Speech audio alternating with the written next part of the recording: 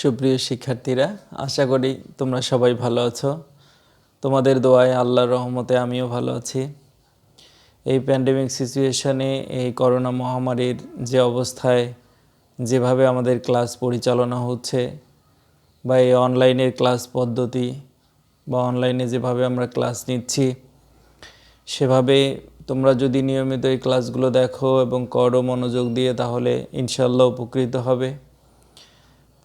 আর আমাদের ক্লাসের আসলে সর্বশেষের দিকে চলে এসেছে। আমরা এতদিন যে ক্লাসগুলো নিয়েছি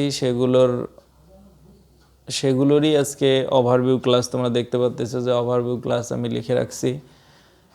আজকে আমি সবগুলোর বিষয়ে আলোকপাত করব, যেগুলো আমরা পড়ছি। আসলে সবগুলো বিষয় নিয়ে আলোকপাত করব। সামনে যে পরীক্ষা আছে সে পরীক্ষার বিষয়গুলো নিয়ে আলোকপাত করব।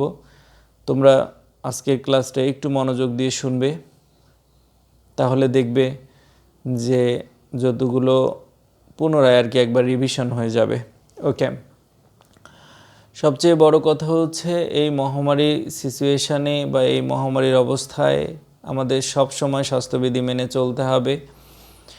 আমাদের কোনো সময় বা কোনো অবস্থাতেই গাফিলতি করা যাবে না। কোনো অবস্থাতেই মাস্ক ছাড়া বাহিরে বের হওয়া যাবে না। মাস্ক পরতে হবে, মাস্ক অবশ্যই পরতে হবে। ওকে, এবং স্বাস্থ্যবিধি যেগুলো আছে সেগুলো বারবার হাত দেওয়া, মাস্ক পরা, স্যানিটাইজ করা হাত, এগুলো যেগুলো স্বাস্থ্যবিধি আছে আমরা সব স্বাস্থ্যবিধিগুলো মেনে চলব। আমরা সবাই সুস্থ থাকার চেষ্টা করব। আসলে সুস্থ থাকার মালিক হচ্ছে মহান আল্লাহ তাআলা। তার কাছে আমরা প্রার্থনা করব যাতে আমরা সুস্থ থাকতে পারি। ওকে, আসি আজকের ক্লাস নিয়ে। ক্লাসের সবচেয়ে বড় কথা হলো যে আমরা যে প্রথম থেকে শুরু করে আজ অবধি, করোনার মধ্যে হোক আর স্কুলের বাউন্ডারিতেই হোক, আমরা যে পড়াগুলো শিখেছি, যে পড়াগুলো আমরা পড়েছি, সেই পড়াগুলো নিয়েই আজকের কথা। তবে প্রথম যখন আমি ক্লাস নিয়ে শুরু করি, তখন প্রথম কথা ছিল আমার যে তোমাদের বই থেকে শুরু করে, বই এবং অন্যান্য যেখানেই পারবে সেখান থেকেই তোমরা ওয়ার্ড মিনিং শিখবে। তোমরা যে ক্লাসেই যাও না কেন, যে ক্লাসেই তুমি পড়ো না কেন, তোমার সবচেয়ে গুরুত্বপূর্ণ হচ্ছে ওয়ার্ড মিনিং। তোমাকে ওয়ার্ড মিনিং পড়তে হবে, তোমাকে শব্দার্থ জানতে হবে। তুমি যত বেশি শব্দার্থ জানবে তত বেশি তোমার ইংলিশে ফ্লুয়েন্সি চলে আসবে, ইংলিশে তুমি তত বেশি দক্ষ হবে। শুধু গ্রামার জেনেই সব কিছু হয় না, তোমাকে ওয়ার্ড মিনিং জানতেই হবে। তুমি একটা প্যাসেজের বাংলা করতে পারো না, তুমি ট্রু ফলস কেমনে লিখবে, কেমনে ম্যাচিং করবে, কেমনে কি করবে বলো? তাহলে তোমাকে সর্বশেষ কথা বা সর্বপ্রথম কথা, শেষ কথা যেটাই বলো না কেন, তোমাকে আগে প্রথম ওয়ার্ড মিনিং শিখতে হবে। ওয়ার্ড মিনিং এর বিকল্প কোনো কিছুই নাই, ঠিক আছে? ওকে, পরীক্ষার সামনে এত বেশি কথা না বাড়ায় আমি তোমাদেরকে ওভারভিউ, যে পুরোটা ওভারভিউ করার কথা সেটা করা শুরু করে দিই। দেখো, প্রথমে আমি তোমাদেরকে কি পড়াইছি? ওয়ার্ড মিনিং, বইয়ের ওয়ার্ড মিনিং। তোমরা একটা কাজ করবে, এই পরীক্ষায় তো আসলে ওয়ার্ড মিনিং নাই, তাই না? এই পরীক্ষায়, আগে এই পরীক্ষাটার কথা বলি, এই পরীক্ষায় তো সিন প্যাসেজ আছে, তাই তো? তাহলে ওয়ার্ড মিনিংয়ের কথা বারবার বলছি কেন? সিন প্যাসেজ মানেই ওয়ার্ড মিনিং। সিন প্যাসেজ মানে কি? Word meaning. তোমাকে সিন প্যাসেজ আমি 1 থেকে 13 দিয়েছি, তার মানে পুরো বইয়েই দিয়েছি, পুরো বই দিয়েছি। তাহলে পুরো বইয়ের যে গল্পগুলো আছে সেই গল্পগুলো দিয়েছি, সেই গল্পগুলোর যে ওয়ার্ড মিনিংগুলো আছে সেই ওয়ার্ড মিনিংগুলো দিয়েছি। তোমাকে পরীক্ষায় আলাদা করে ওয়ার্ড মিনিং আসবে না, কিন্তু তোমার সে গল্পগুলোর বাংলা তো তোমাকে জানতে হবে। তা না হলে তুমি ট্রু ফলস কেমনে করবে বলো? তাহলে ওয়ার্ড মিনিং ডিরেক্ট আসবে না, কিন্তু ইনডিরেক্ট প্রভাব আছে। ওকে, তাহলে তোমাকে সব ওয়ার্ড মিনিংগুলো আগে পড়তে হবে, মানে প্যাসেজের অর্থগুলো তোমাকে পড়তে হবে। এটাই হলো সবচেয়ে বড় কথা। বিশেষ করে সবাই যদি মনে করো যে না, আমি 1 থেকে 13 নম্বর মডেল পর্যন্ত, মডেলে যেগুলো প্যাসেজ আছে সেগুলো আমি আগে পড়ে শেষ করব, ওকে করো তুমি, সমস্যা নেই। তবে তোমাকে প্যাসেজের অর্থগুলো আগে পড়তে হবে। প্যাসেজের অর্থ বুঝে তোমাকে ট্রু ফলসের অ্যান্সার করতে হবে। ওকে, তাহলে একটা কথা বলি, সেটা হলো তুমি প্যাসেজের অর্থগুলো জানলে, কিন্তু পুরো একটা লাইনের অর্থ জানলে, পুরো লাইন, একটা লাইন রিডিং পড়লে পুরো অর্থটা মুখস্থ করলে। এতে একটা সমস্যা হলো এর ভেঙে ভেঙে অর্থগুলো তুমি জানলে না, এতে তেমন কোনো উপকার হবে কিনা আমি জানি না।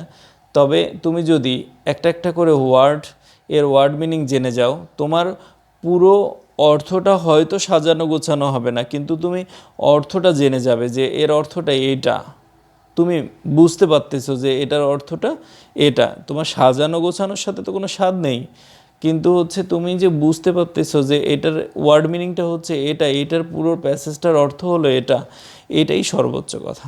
ঠিক আছে, এটাই হলো বড় কথা। তাহলে প্রথম কথায় আসি, যদি যে আমরা প্যাসেজের বা ইংলিশ ফর টুডের যে প্যাসেজগুলো আছে বা অ্যাডভান্স গ্রামার বইয়ের যে 1 থেকে 13 মডেলের সিন প্যাসেজগুলো আছে, সেগুলো যদি আমরা ভালো করে অর্থ সহকারে পড়ি তাহলেই সিন প্যাসেজগুলো পাবো। ওকে, সিন প্যাসেজ থেকে প্রথম কথা হলো, প্রথমে আসে কি, প্রথমে আসে হচ্ছে ম্যাচিং, কলামে কলাম বি কি, অবশ্যই ওয়ার্ড মিনিং। আমরা এতদিন মানে কি পড়েছি, ওয়ার্ড মিনিং লিখো, তাই না, যে ইট মানে খাই, কিন্তু টিচার মানে শিক্ষক, এটুকু তোমরা জানতে, কিন্তু হচ্ছে এখানে বাংলা আসে না, তোমাকে ইংলিশেই ওয়ার্ড মিনিংটা করতে হয়। মানে ম্যাচিং মানে হচ্ছে এক পাশে একটা মূল ওয়ার্ড দেয়া আছে, অপর পাশে যে ওয়ার্ডের মিনিংটা দেয়া আছে, তোমাকে এই মিনিংটা মিল করতে হবে। তার মানে যদি বাংলা এরকম থাকতো যে এক পাশে শিক্ষক আর এক পাশে আছে যে শিক্ষা দেয়, তাহলে তুমি অবশ্যই মিল করে দিতা, শিক্ষক যে শিক্ষা দেয়, স্টুডেন্ট যে কি কোনো প্রতিষ্ঠানে লেখাপড়া করে, তাহলে তুমি মিল করে দিতা না, শ্রমিক যে খেতে কাজ করে, তুমি কি লেগে দিতা না। তাহলে ঠিক সেরকম যে ইংলিশে এ পাশেরটাও ইংলিশ, এ পাশেরটাও ইংলিশ, তোমাকে ইংলিশটাই করতে হবে। মানে প্রথম বাক্যটা ধরে, প্রথম যে ওয়ার্ডটা আছে ওইটা ধরে পরের যে বাক্যটা আছে সেটার সাথে মিল করে দিতে হবে। ঠিক আছে, তাহলে তোমার বড় কথা হচ্ছে তোমাকে ওয়ার্ড মিনিং ছাড়া, ওয়ার্ড মিনিং ব্যতীত এগুলো করা সম্ভব নয়, তাহলে তোমাকে ওয়ার্ড মিনিংই জানতে হবে। ঠিক আছে, হয়তো ক্লাস 3-তে তুমি 13টা মডেলের কলামে পড়ে শেষ করে তুমি যাচ্ছ 4-এ, কিন্তু এতে একটা উপকার আছে যে হচ্ছে তুমি এখানে যদি 13টা মডেলের তুমি এই 13টা মডেলের যে 5-13 কত হয়, 65টা, 5-65টা এখানে ওয়ার্ড মিনিং যদি তুমি জেনে যাও, সিনোনিম জেনে যাও, তাহলে 4-এ গিয়ে সুবিধা হবে, তোমার তো কিছু ওয়ার্ড মিনিং জানা হলো, তাই না। ওকে, এভাবেই চলতে থাকবে। তাহলে ম্যাচিং তোমরা সুন্দর করে হয়তো বুঝছো যে হলো মানে প্রথম কলামবির যে প্রথম পার্ট এবং দ্বিতীয় পার্টের সাথে আমি মিল করব। কিভাবে উত্তর লিখবো আমি দেখাবো, সমস্যা নেই। এবার 2 নম্বরে আসবে কি, ট্রু ফলস। তাহলে ট্রু আর ফলস যদি কারেক্ট স্টেটমেন্ট হয়, যে সঠিক বাক্যটা সঠিক, তাহলে তুমি লিখবে ট্রু। আর যদি ফলস হয় মানে কার স্টেটমেন্টটা কারেক্ট না, উল্টাপাল্টা, তাহলে কি লিখবে, তুমি ফলস লিখে দেবে, শেষ কথা। এবার যদি আমি 3 নম্বরে যাই, 3 নম্বরে কী থাকবে, কোশ্চেন আর আনসার থাকবে, তাই তো। কোশ্চেন আর আনসারের ক্ষেত্রে তুমি একটা জিনিস বিবেচনা করবে, সেটা হলো ওইখানে কোশ্চেনটা দেয়া থাকে, উপরে প্যাসেজও দেয়া থাকে, তাহলে প্যাসেজের মূল থিমটা নিয়ে তুমি কোশ্চেনের আনসারটা করার চেষ্টা করবে। হ্যাঁ, যদি তুমি না পারো যে না আমি পারছি না কোশ্চেনের আনসারটা করতে, ওইভাবে করতেই পারছি না, কিন্তু প্যাসেজে তো ওই লাইনটা দেয়া আছে, তাহলে তুমি ওইভাবে লিখো না কেন, ওইভাবে লিখো, জাস্ট প্রশ্নটার আন্ডারে, প্রশ্নটাতে কি বলছে সেই আন্ডারে প্যাসেজের লাইনটা তোমাকে লিখতে হবে, এতটুকুই কথা এখানে। ঠিক আছে, আর একটা কথাতে যাই, সেটা হলো যে যখনই তুমি কোশ্চেনের আনসারগুলো লিখবে, বারবার আবার আনসার লিখিও না। হ্যাঁ, তো খালি 1 নম্বর 2 নম্বর 3 নম্বর দিলেই হবে, একটু পরে আসছি কীভাবে লিখতে হবে। ওকে, 4 নম্বরে আসি। 4 নম্বরে হচ্ছে শর্ট কম্পোজিশন। পুরো একটা ক্লাস নিয়েছি শর্ট কম্পোজিশনের উপরে, সবাই ভয়ে কাতর হয়েছিল যে শর্ট কম্পোজিশন কীভাবে লিখতে হয়। আমি পুরো একটা লেকচার দিয়েছি, ওই লেকচারটা আবার 2 দিন শেয়ার করেছি যাতে তোমরা আবার ভালো করে পড়ো, তাই না। তাহলে শর্ট কম্পোজিশন কি তোমরা পারবে লিখতে? ওকে, যদি ইনশাল্লাহ ক্লাস 4-এ তোমাদের ক্লাস নেই, তো নিব মনে হয়, যদি আসলে করোনা মহামারী আমাদের কমে যায় বা ভ্যাকসিন আসে, স্কুল যদি আমাদের খোলে, মাশাআল্লাহ, তাহলে ক্লাস নিব। তখন তোমরা 4-এ আরও ডিটেলস জানবে যে কিভাবে লিখতে হয়, কিভাবে আমার নিজের মতো করে লিখতে হয়, সুন্দর করে জানবে। কারণ এই টপিক্সটা ক্লাস 5-এর মধ্যেও আছে, ক্লাস 3 থেকে শুরু করে 3, 4, 5 তিনটাতেই আছে 10 মার্কের একটা টপিক্স। তোমরা এটা খুব সুন্দর করে, যদি কেউ না বোঝো তাহলে লেকচারটা শুনবে আর একটু মনোযোগ দিয়ে। তবুও আমি বলে দিচ্ছি যে প্যাসেজ থেকে লিখতে হবে, অর্থাৎ যে হেডলাইনটা দেয়া আছে সেই হেডলাইনটার অনুসারে তোমরা প্যাসেজ থেকে লিখবে। এতটুকু হচ্ছে এই পরীক্ষার জন্য, তাই না? এই পরীক্ষার জন্য। তাহলে আমি একটু দেখাই দিই যে কীভাবে লিখতে হয়। হ্যাঁ, একটু দেখাই দিলে সুবিধা হবে, তাই না? ওকে,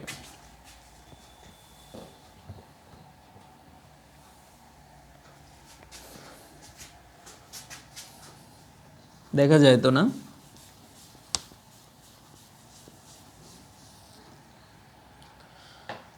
প্রথম তোমরা এই সুন্দর করে লিখবে। আরও একটা কথা বলি, ইংলিশের কোশ্চেন আনসারের ক্ষেত্রে, একটা একটা করে টপিকস একটা একটা করে পৃষ্ঠায় লিখবে। একটা একটা করে টপিকস একটা একটা করে পৃষ্ঠায় লিখবে। মানে বুঝছো? যে অ্যান্সার টু দ্য কোশ্চেন নং 1 এটা একটা পেজে লিখবে, অ্যান্সার টু দ্য কোশ্চেন নং 2 এটা আর একটা পৃষ্ঠায় লিখবে। এখন কথা হচ্ছে, স্যার আমার তো লেখা খুবই ছোট, আমি উপরে লিখে দিছি, উপরে একটু থাকে শেষ হয়ে যাবে। না, যদি তোমার লেখা ছোট হয়ে থাকে তাহলে তুমি একটা লিখলে জাস্ট অল্প একটু, তো তারপরে একটু ফাঁকা দিবে, গ্যাপ দিবে, অনেক বড় একটু গ্যাপ দিবে। হ্যাঁ, একটু গ্যাপ দিবে, মনে করো 2 ইঞ্চি সমান গ্যাপ দিয়ে পরেরটুকু লিখবে। পরে এইরকম গ্যাপ দিবে যাতে পরের অ্যান্সারটাও ওই পেজের মধ্যে শেষ হয়ে যায়, আবার যাতে পরের পৃষ্ঠায় চলে না যায়। ঠিক আছে? মানে তুমি যে আনসারটা শুরু করবে ওইখানে যাতে মনে হয় যে না এইটুকু পেজের মধ্যে শেষ হয়ে যাবে। ঠিক আছে? তবে যদি তোমার ওই পেজের মধ্যে শেষ না হয় পরের পেজে যেতে পারবে, কিন্তু ওটা হলো অন্য কোশ্চেন। তুমি মনে করো ট্রু ফলস 5টা ট্রু ফলস লিখবে, জাস্ট ট্রু ফলস এভাবে 5টা স্টেটমেন্ট লিখবে। এইটাকে যদি তুমি এক পৃষ্ঠা থেকে আরেক পৃষ্ঠাতে নিয়ে যাও, একটাতে 3টে আর একটাতে 2টা, কেমন দেখায় বলো? একটাতে কলাম বি শুরু করছো, column B A + B B + C এভাবে মনে করো যে লিখবা 5টা লাইন। শুধু 5টা লাইন লেখার জন্য একটাতে 3টে আর একটাতে 3টে দিলে কি ভালো দেখাবে? ভালো কিন্তু দেখাবে না। তার জন্য মেইন কথা হচ্ছে, তুমি যদি প্রথম লাইন যেমন লিখে দিচ্ছি যে সবাই লিখবে আনসার টু দ্য কোশ্চেন নং 1 লিখলাম। আনসার টু দ্য কোশ্চেন নং 1 লিখার পরে আমার দরকার কি AB, তাই না? এর সাথে মনে করো 2 মিলে গেল, বির সাথে 3 মিলে গেল, সির সাথে ধরো যে 4 মিলে গেল, ডির সাথে মিলে গেল 5, ইর সাথে মিলে গেল 1। মনে করো যে মিলছে, এভাবে মিলে গেছে, তাই না? এভাবে অ্যান্সারটা লিখে দিবে, গেল। এখন কথা হলো যে এখানে একটু ফাঁকা রেখে দিবে। আমার এখানে তো ছোট, এখানে একটু ফাঁকা রাখবে, এতে তো শেষ হবে না। এখানে একটু ফাঁকা রাখবে, ফুল খাতা 2 ইঞ্চি সমান ফাঁকা রাখবে, রেখে তারপর লিখবে। যাতে আবার মনে রাখবে যে পরের অ্যান্সারটা যে শুরু করছি ট্রু ফলসে, যাতে এই পৃষ্ঠার মধ্যেই শেষ হয়। আর যদি এই পৃষ্ঠার মধ্যে শেষ না হয় 2 ইঞ্চি ফাঁকা দিয়ে, তাহলে তুমি পরের পৃষ্ঠায় লিখে ফেলবে, খাতার অভাব নাই, পরের পৃষ্ঠায় লিখে ফেলবে। ঠিক আছে? এবার তুমি 2 নম্বর যখন লিখবে কোশ্চেন, তখন তুমি লিখবে আনসার টু দ্য কোশ্চেন নং 2, তারপরে কি লিখবে? ট্রু ফলস, তাই না? এ লিখলো মনে করো যে ট্রু, বি হয়ে গেল ফলস, সি হয়ে গেল ফলস, ডি হয়ে গেল ফলস, ই হয়ে গেল মনে করো ফলস। লিখলাম, যা মনে হইলো তাই লিখলাম, কিন্তু কোনো সমস্যা। এভাবে লিখে দিলাম ট্রু ফলস। এখানে হয়ে গেল বি নাম্বারের শেষ, মানে 2 নাম্বার শেষ হয়ে গেল। এবার যখন আমি 3 নাম্বারে চলে আসব, যখন এখানে দেব 3 নাম্বার দেওয়ার পরে তোমার মনে করো এ নাম্বার আসবে। অনেকে আবার এখানে আনসার লিখে, হ্যাঁ, এটা লেখা যাবে না, আনসার বারবার লেখা যাবে না। তুমি একবারই লিখে দিছো যে আনসার, এখান থেকেই লিখবে যে হচ্ছে এটার আনসার কি। এটার আনসার ধরো যে আসছে হলো আই ইট রাইস, ঠিক আছে, এরকম এরকম করে অ্যান্সার লিখবে। বি নাম্বার মনে করো কোনো একটা আসছে, লিখলে এরকম করে লিখে দিবে। ওকে, এবার তুমি 4 নাম্বারে যাও। 4 নাম্বার শর্ট কম্পোজিশন। তুমি প্রথমে ধরো যে কি, যে কোনো কিছু বলছে, ধরো মাই ফাদার বলছে তোমাকে লিখতে, মাই ফাদার লিখবে। ইওর ফাদার বলছে বা মাই ফাদার তুমি লিখবে, তাই তো? মাই ফাদার লিখলাম, এটা হলো হেডলাইন। তুমি আন্ডারলাইন করবে, করার পরে তুমি এখান থেকে লিখবে my father name is Suman Mia, he is, এভাবে লেখা শুরু করলে এটাই শর্ট কম্পোজিশন। লেখা শুরু করলে শর্ট কম্পোজিশন এর যে কথাগুলো বলছে ওগুলো শুনলেই হবে শর্ট কম্পোজিশন সম্পর্কে।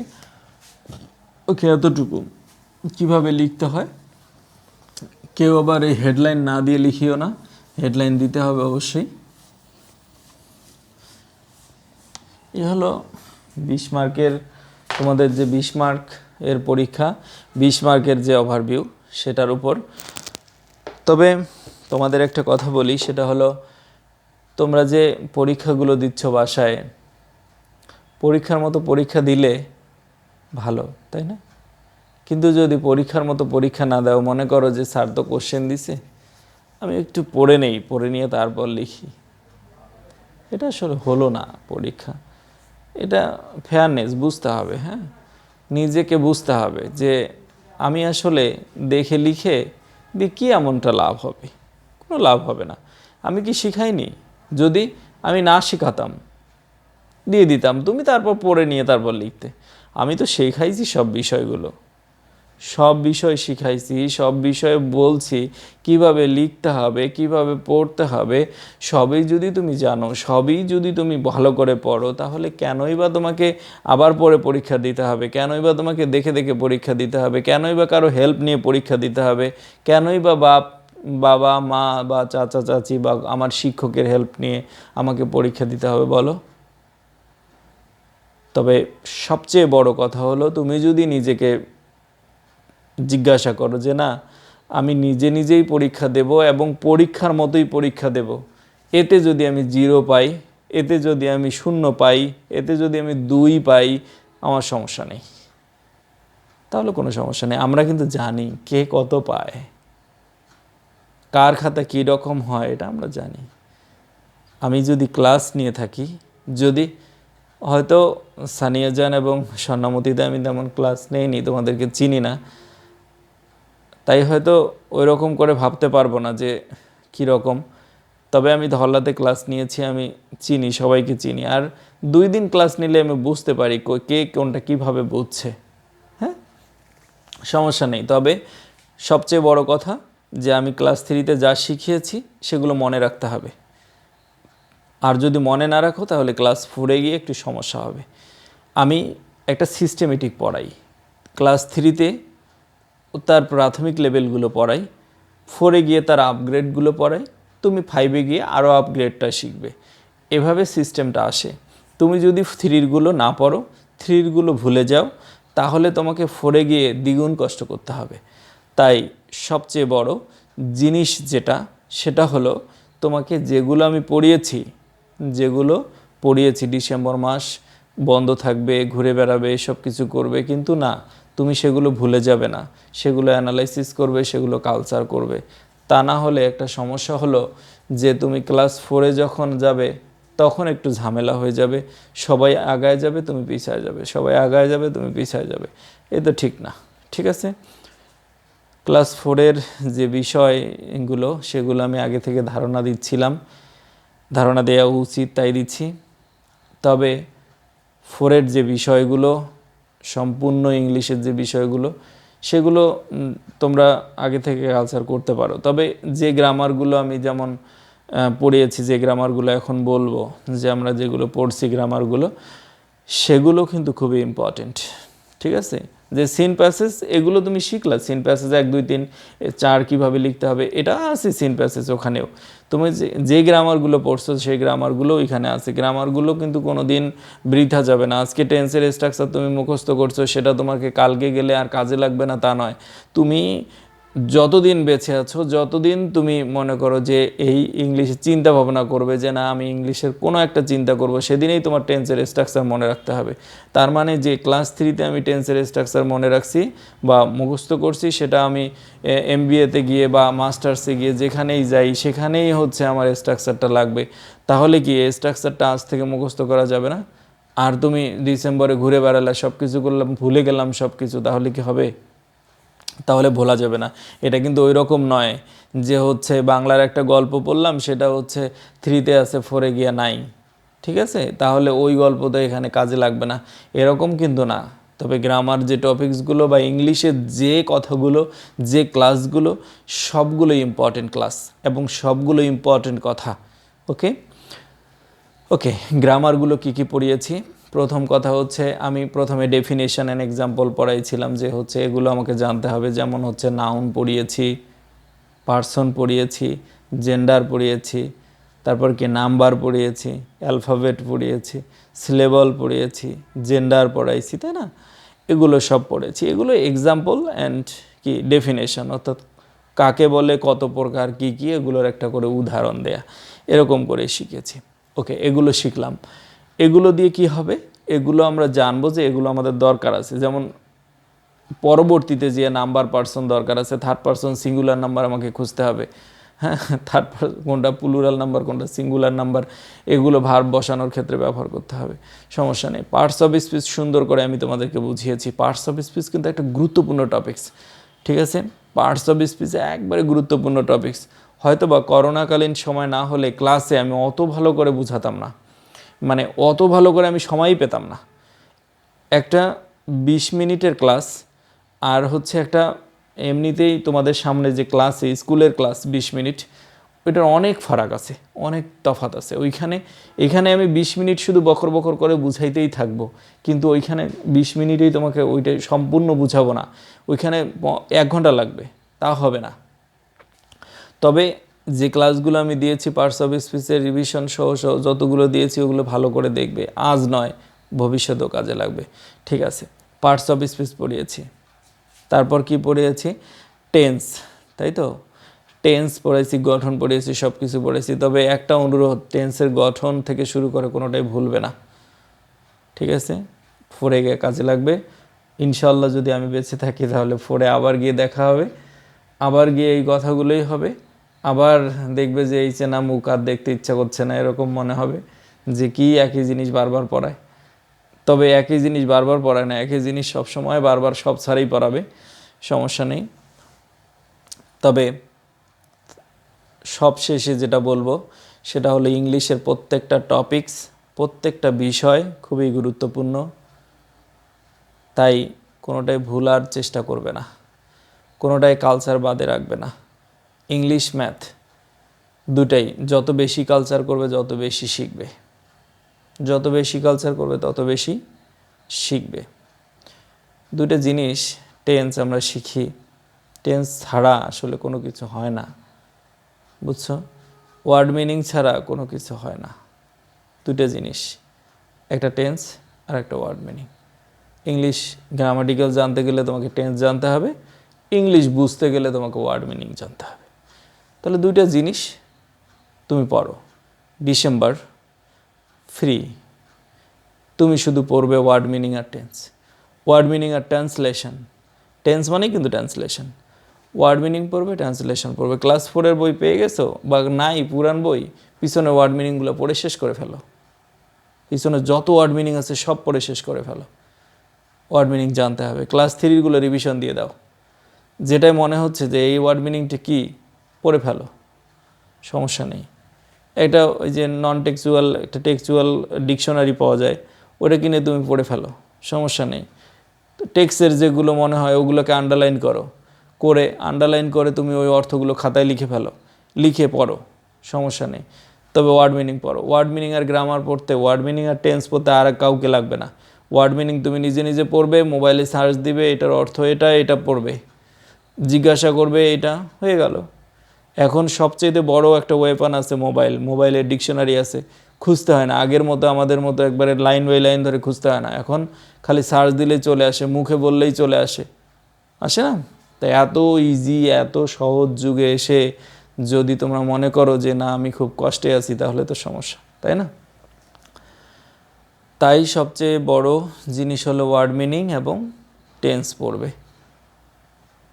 আজকের পর হয়তো তোমাদের অন্য বিষয় নিয়ে ক্লাসে আসব, ক্লাস 3-র হয়তো ফর্মাল ক্লাস যেগুলো আর থাকবে না, ক্লাস 4-এর ক্লাসেই থাকবো।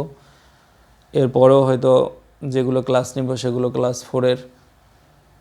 তবে সবাই একটাই সবার প্রতি অনুরোধ, সেটা হলো গ্রামারগুলো তোমরা ভুলবে না, পরবর্তীতে খুবই কাজে লাগবে। আর যেটা সামনে পরীক্ষা আছে সেটা খুব সুন্দর করে দিবে পরীক্ষাটা।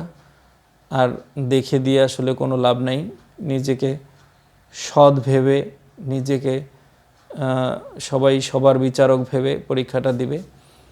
আর একটা কথা হলো যে কি বলবো, যে স্যারের জন্য দোয়া করবে। এই মহামারীর সময় হয়তো কারো বাসায় কারো যাওয়া হচ্ছে না, স্যারের সাথে দেখা হচ্ছে না, আমারও তোমাদের সাথে দেখা হচ্ছে না। আসলে কি বলবো, আর এত করোনা আর ভালো লাগছে না। মানে কতদিন মানুষ সহ্য করবে বলো? মনে হচ্ছে যে আমি ছুটে চলে যাই স্কুলে, মনে হয় না? আমরা স্কুলে যাই, কিন্তু স্কুলে এখন উজ্জীবিত নয়, মরা স্কুল মনে হয়, যে স্কুলটা মরে গেছে। কারণ স্কুলে তোমরা নাই, কেমনে হয় বলো? স্কুলে যাব, হই হুল্লোড় দেখবো, ক্লাস দেখবো, ক্লাস নিব, সবার সাথে কথাবার্তা বলবো, কত সুন্দর থাকবো, তাই না? ওকে, ভালো থাকবে সবাই, সুন্দর থাকবে, সুস্থ থাকবে। আর সবাই আল্লাহর কাছে প্রার্থনা করবে যাতে করোনাকালীন যে সমস্যাগুলো হচ্ছে সেগুলো যাতে খুব তাড়াতাড়ি বাংলাদেশ সেরে উঠতে পারে, আর যাতে আমরা খুব দ্রুত আবার ক্লাসে চলে যেতে পারি, আবার হই হুল্লোড় করে ক্লাস নিতে পারি। ওকে, দোয়া করবে সবাই, আর ভালো করে পরীক্ষা দিবে। ওকে, আবার দেখা হবে, বাই, আসসালামু আলাইকুম।